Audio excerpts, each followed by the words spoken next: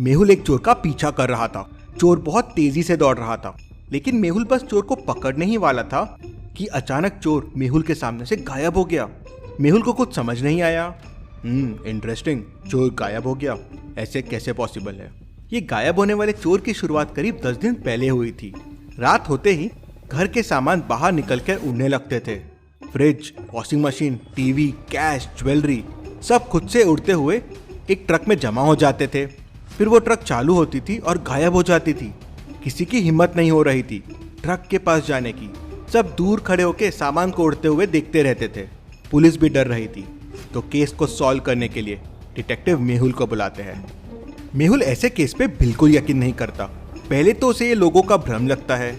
मेहुल चोरी हुए घरों और एरिया का पैटर्न देखता है, तो उसे समझ जाता है कि चोरी सिर्फ रिच एरियाज में हो रही है, जहां शहर के सब अमीर लोग रहते हैं। स्ट्रीट नंबर 0, 1, 3, 6, 10, 15 में चोरियां हो चुकी है। मेहुल को समझते देर नहीं लगती कि अगली चोरी कहां होने वाली है। क्या आप सोच के बता सकते हैं अगली चोरी कहां होने वाली है? सोचिए और मुझे आपका आंसर कमेंट करके बताएं।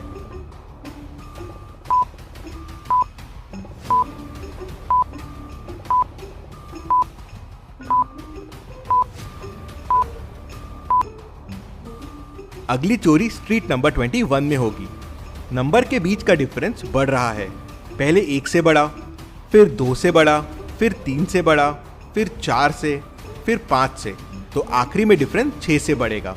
तो 15 + 6 हो जाएगा 21। मेहुल स्ट्रीट नंबर 21 में पहुंच के चोर का इंतजार करने लगता है। रात होते ही मेहुल देखता है कि सामान उड़ने लगते हैं और उड़ते हुए एक ट्रक में जाके जमा हो जाते हैं। मेहुल सामान का पीछा करता है, लेकिन सामान ट्रक में जाते ही गायब हो जाते हैं। मेहुल ये देख शॉक हो जाता है। इंटरेस्टिंग, सामान कैसे उड़ सकता है? मेहुल इसके बारे में पता करने के लिए भूल भुलैया साइंटिस्ट के पास जाता है। अब भूल भुलैया साइंटिस्ट ने खुद तक पहुंचने के लिए एक भूल भुलैया वाला रास्ता बना के रखा था।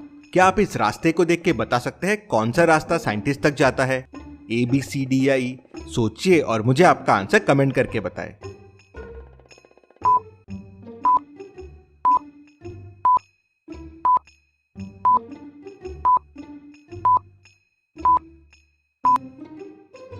रास्ता D साइंटिस्ट तक जाता है।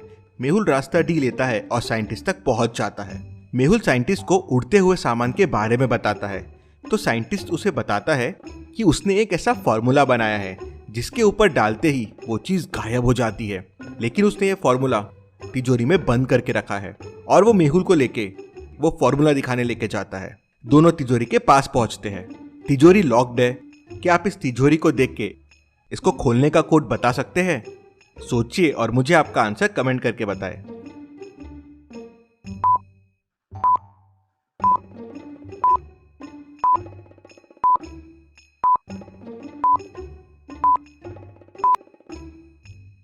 तिजोरी का कोड हो जाएगा 410।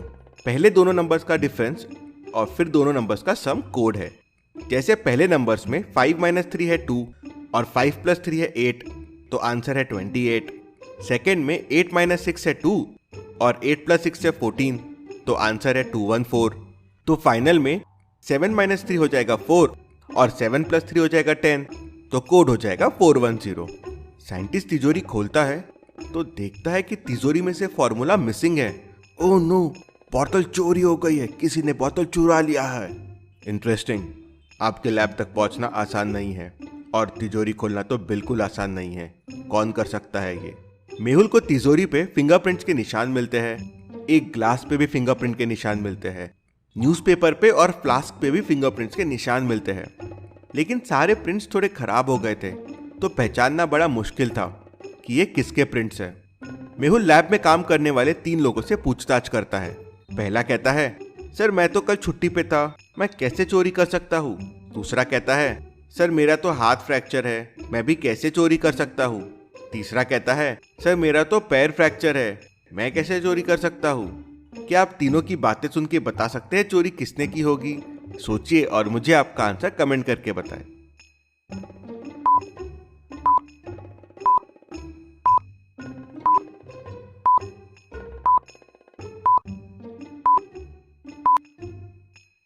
सबसे बड़ा डाउट हैंड फ्रैक्चर वाले लैब असिस्टेंट पे जाता है। उसका राइट हैंड फ्रैक्चर है और रूम में जितने भी फिंगरप्रिंट्स मिले हैं वो सब लेफ्ट हैंड के हैं। एक भी राइट हैंड का फिंगरप्रिंट नहीं मिला। क्योंकि इसका राइट हैंड फ्रैक्चर था, ये सब काम लेफ्ट हैंड से कर रहा था। तो मेहुल उससे कहता है, अब तुम बच नहीं सकते, तुम्हारे फिंगरप्रिंट्स हमें मिल गए हैं, अपना जुर्म कबूल कर लो।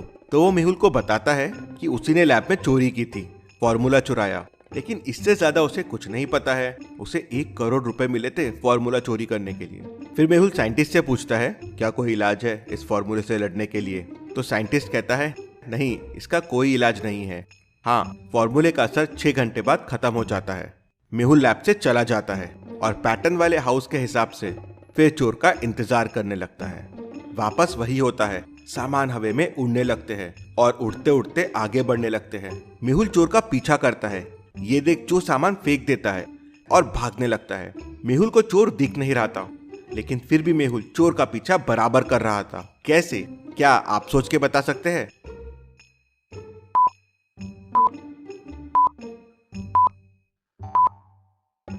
मेहुल को चोर के फुटप्रिंट्स दिख रहे थे।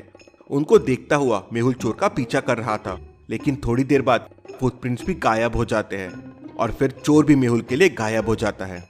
ये चोर को पकड़ना आसान नहीं है, कुछ आइडिया लगाना होगा। तभी मेहुल को एक आइडिया आता है और अगले दिन वो वापस चोर का इंतजार करने लगता है। क्या आप सोच के बता सकते हैं मेहुल ने चोर को पकड़ने के लिए क्या सोचा होगा? सोचिए और मुझे आपका आंसर कमेंट करके बताएं। सबसे अच्छे कमेंट को मैं पिन करूंगा।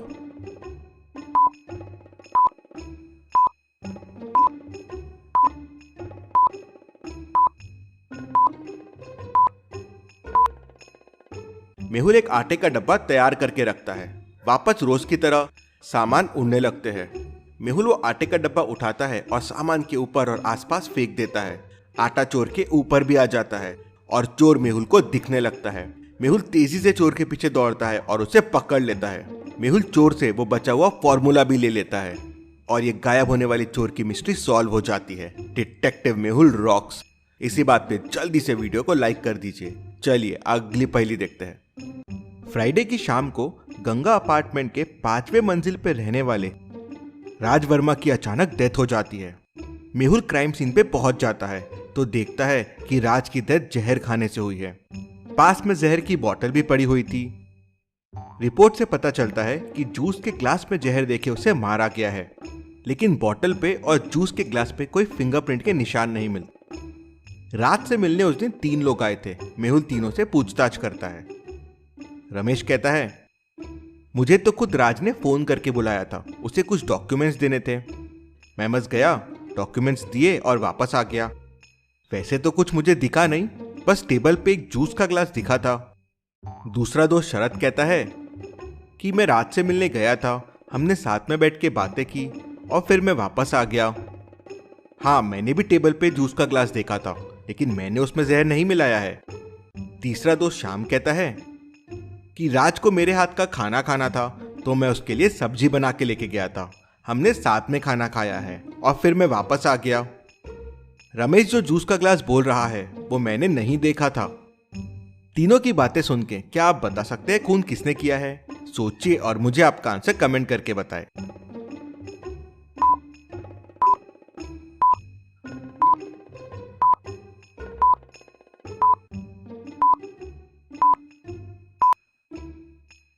चलिए इसका आंसर देखते हैं। खून दूसरे दोस्त ने किया है। उसे कैसे पता चला कि जहर जूस के ग्लास में था? वहीं वो पकड़ा जाता है। चलिए अगली पहेली देखते हैं। मेहुल को एक पटरी के ऊपर बांध देते हैं। एक तरफ से तेजी से ट्रेन आ रही होती है और नीचे क्रोकोडाइल्स रहते हैं। ट्रेन तेजी से आती है और मेहुल को क्रॉस कर जाती है, लेकिन मेहुल बच जाता है। कैसे? सोचिए और मुझे आपका आंसर कमेंट करके बताएं।